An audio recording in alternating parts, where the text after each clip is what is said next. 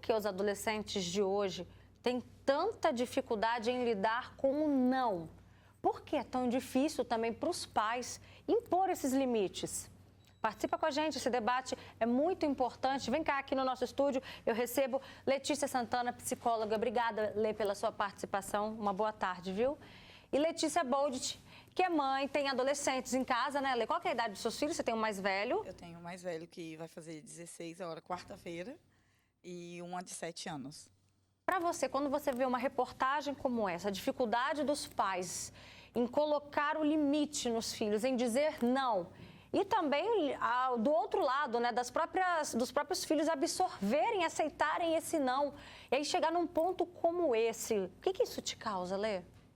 Então, é uma cena assim que deixa a gente triste, né, de você ver, porque lá em casa, assim, a gente sempre, desde pequenininho, né, como eu estava até comentando, o não sempre teve, desde pequenininho. Só que a gente sempre dá aquele, vou liberar um pouquinho para ver como é que vai.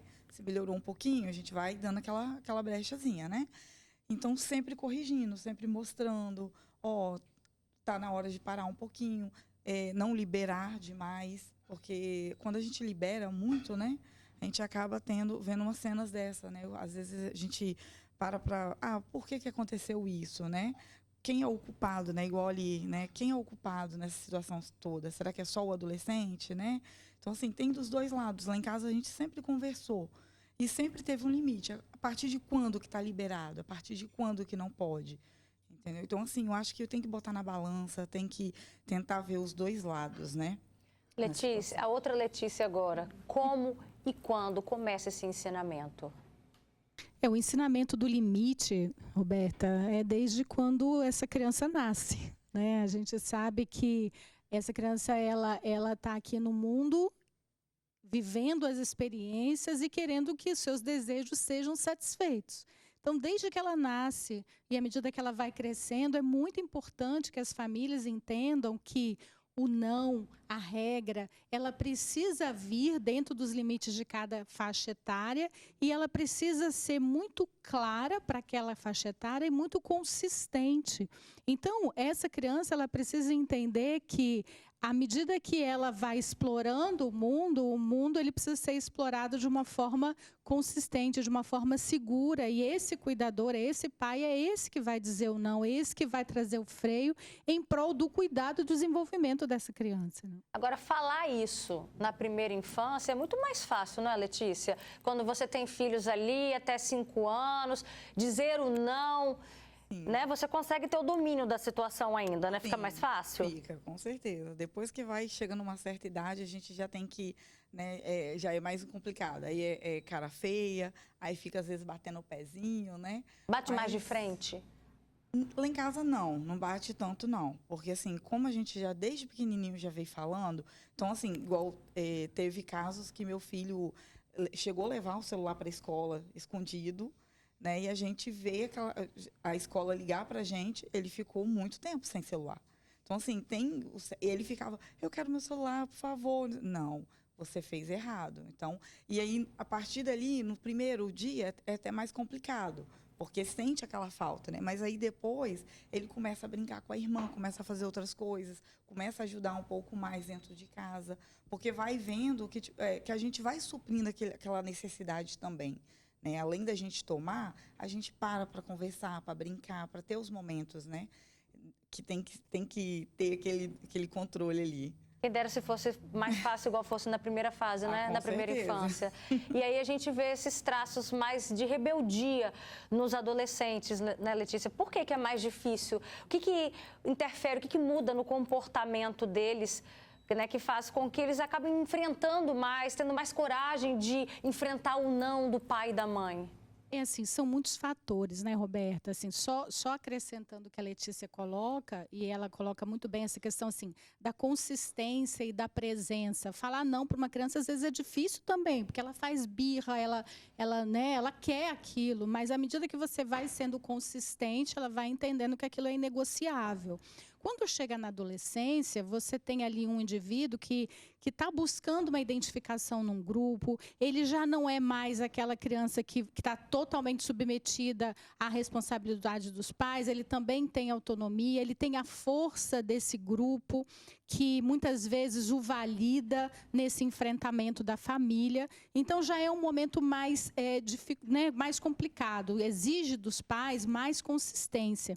Mas a gente está vivendo um contexto de um agravante maior, né? A gente vai chamar aí dessa geração Z, que é a inserção muito intensa ao mundo digital. Então, nesse mundo digital, onde a recompensa é muito rápida, onde os reforços são muito rápidos, onde o grupo muitas vezes valida determinados comportamentos, isso faz também com que a presença do pai, a regra da família, dos pais, fique cada vez mais distante da influência desses filhos. Então, hoje a gente percebe uma geração muito mais influenciada pelas regras e pela cultura do digital do que pelas regras da cultura da família. E isso se torna um desafio muito grande.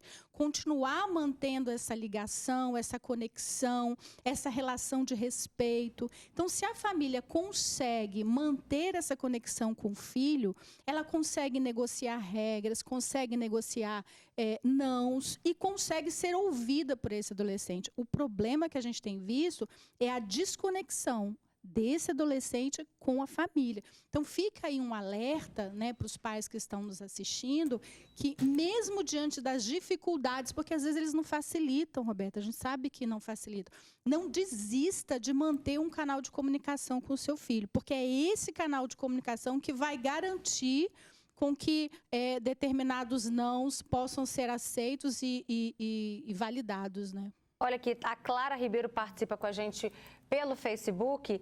Ela fala, né, chocante, ela até usa um termo aqui, desvio de personalidade, né? Não deve ser só a falta de limites, tem muitas coisas por trás disso, além de uma extrema maldade. Hoje as famílias têm perdido seus filhos dentro de casa. Aí a gente, agora vendo a reportagem, né, que nós acabamos de exibir, a própria psicóloga também chamou atenção para esse assunto que você disse, Letícia, do conteúdo que às vezes aquela pessoa que já está tendo aquele conflito, aquele jovem, aquele adolescente, já está vivenciando um conflito dentro de casa e aí consome determinado tipo de conteúdo nas redes sociais, ele pode sim ter uma influência como essa que a gente está vendo agora? Bom, a gente não pode dizer, Roberta, num final como esse que nós vimos na reportagem, né? Porque pode ser que alguns outros fatores estejam aí também em vigor. Mas a gente não pode pensar que uma criança trancada no quarto, tendo acesso livre a redes sociais, sem que você saiba o que ele está acessando, ela está segura. Então, quantas vezes a gente já falou aqui no programa? Então, a gente precisa, sim, estar presente também nesse mundo virtual, nesse mundo digital e negociar com esse adolescente a nossa presença ali por uma questão de cuidado. Porque ele pode, sim, ser desvirtuado, ele pode, sim, ser influenciado, ele pode banalizar a violência, ele pode banalizar as transgressões sem que você nem saiba o que está acontecendo ali, né? Letícia, e qual é a reação do seu filho quando você impõe o seu não? Seja para qualquer coisa, tá, gente? Quando a gente está falando aqui, está usando o exemplo do celular, porque hoje em dia é o primeiro apego que eles têm, mas vale também para essa outra situação que a gente mostrou agora na reportagem, o não do quê? Você não vai faltar aula, você tem que sim ir à escola, né? Como que o seu filho se comporta diante do seu não, diante da sua firmeza? Então, ele na hora não aceita, né? Ele sempre vai bater de frente. Mas por quê? E, né, sempre botando os porquês deles, né? E aí a gente vai explicando. Não vai. É ponto final. Aí a gente explica os motivos, né? Quer sair, quer ir... Igual teve vezes que ele queria andar de bicicleta sozinho. Eu falei, não, você não vai andar de bicicleta sozinho, é perigoso. Né? E a gente dá os exemplos, porque, infelizmente, a gente libera um pouquinho, mas sempre com aquele medo. Ele, na hora, fica bravo, né? Sai batendo os bracinhos e andando. Daqui a pouco, passa umas horinhas, aí volta ele mais tranquilinho, calminho. Acho que ele começa a entender, né? O que a gente mostra para ele sempre que é o melhor para ele, né? O amor que a gente tem por ele. Então, acho que com o tempo ele vai pensando direitinho, volta mais calma, aí quer brincar. Aí já até esquece, né? O que aconteceu. E é muito comum nessa situação, nós já fomos jovens um dia, a gente lembra, né? ok, e emburrado para o quarto, não quer conversar com o pai, não quer conversar com a mãe, não quer papo com ninguém, continua nervosinha, afrontando a família toda para quem queira intervir naquela situação. Como que a gente deve agir nesse momento? Tá emburrado, deixa ele lá no canto dele, ou é a hora da gente conversar? Como é que é? Boa pergunta. Assim, é importante que a gente pense que nós vamos frustrar nossos filhos em alguma medida e não se tornar refém disso. Às vezes a gente vê alguns pais se tornando reféns da possibilidade de frustrar seus filhos com o medo desses filhos deixar que eles sejam amados, vamos dizer assim. Mas a gente tem que entender que os filhos, eles precisam ter como primícia o respeito. Então, a partir desse respeito, todas as outras coisas, elas são construídas. Então, é importante que a família ela seja consistente em relação a esse não, a esse limite, a essa regra. E que isso esteja ali conversando com os valores dessa família. Porque, às vezes, até os próprios pais estão perdidos, Roberto, do que pode, o que não pode, porque o fulano deixa e eu não deixo, então será que eu estou fazendo errado? Então, é importante que as famílias elas também estejam consistentes no certo ou no errado e que converse com os princípios e valores da família. Porque se ela estiver consistente, ela estiver convicta que o que ela está fazendo é melhor para o filho, claro, sempre exercendo a empatia, o diálogo, conversando, lembrando como era no seu tempo, isso ajuda bastante. Você consegue também ser entendido por esse adolescente e se ele sair emburrado, chateado com você. Se você sabe que o que você fez foi o melhor para ele, você também fica tranquilo em relação a esse não. Então, vai ser natural que você o frustre. Estranho seria se você nunca o frustrasse. O que a gente sabe vai doer para alguns pais. Tem muitos pais hoje em dia que estão tentando minimizar as coisas com os filhos, né? Evitando que ele se frustre. Por quê? Porque às vezes no passado foi diferente, foi mais difícil para o pai e para a mãe. O que eu puder dar para o meu filho, o que eu puder fazer pelo meu filho, eu vou fazer. Mas às vezes a gente pensa que essa é uma forma de amar, de cuidar e depois pode ser que venham as consequências, né? E só para completar, você ensinar o seu filho a ser tolerante à frustração é ensiná-lo a viver em sociedade. Então você tem que pensar que você está fazendo um investimento no desenvolvimento pessoal e emocional dele. Tem aqui algumas participações nas nossas redes sociais, no nosso WhatsApp e também no nosso Facebook. Chegou o comentário aqui, diz: boa tarde, criei minha filha com as rédeas curtas.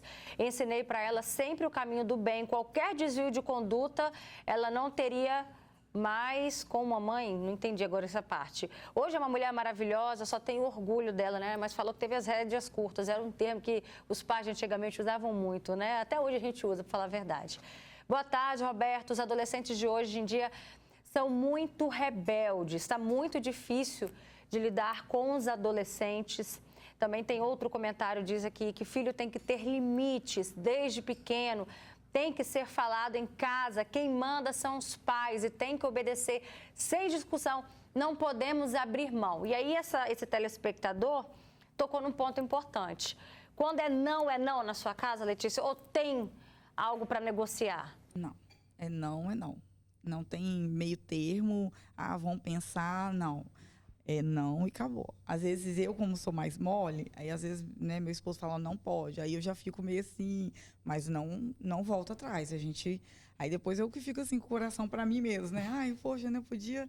Mas assim, deixo para poder saber que não é não e pronto. Nós pais, nós temos essa dúvida, né? Se a gente negocia ou não, se a gente mantém firme no não é não, Letícia.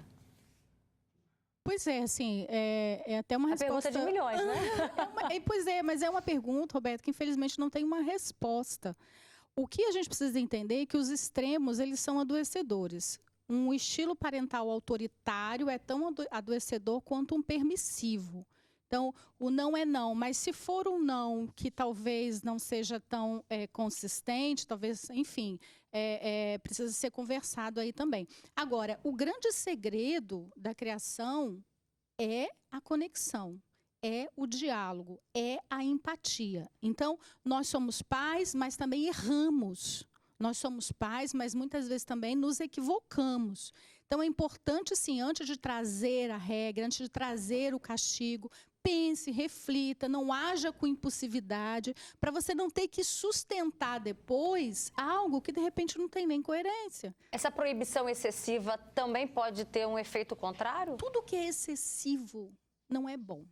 Então, a gente precisa ficar atento a isso. Então, nós somos de uma geração que fomos, muitas vezes, viemos de pais autoritários. E a gente sabe o quanto que isso é nocivo também. Porque se você está numa criação muito autoritária, que não há espaço para o diálogo, há espaço para esquiva, para mentira, para fazer coisas escondidas. E isso também acontece. Se você está numa relação parental de muita permissividade, há também uma falta de regra, uma falta de limites. Então, onde é que está o equilíbrio? Onde é que está a saúde? Num estilo parental, autoritativo que a gente chama, que é onde as regras elas são impostas de forma clara, consistente, mas também há afeto, há cuidado, há empatia, há presença. Então, esse é o caminho saudável para a criação de um filho. Mais uma vez, a gente falando aqui da importância do diálogo, né? Obrigada, Letícia, pela sua participação, viu? Obrigada também, Letícia Bold, né, do Charás aqui.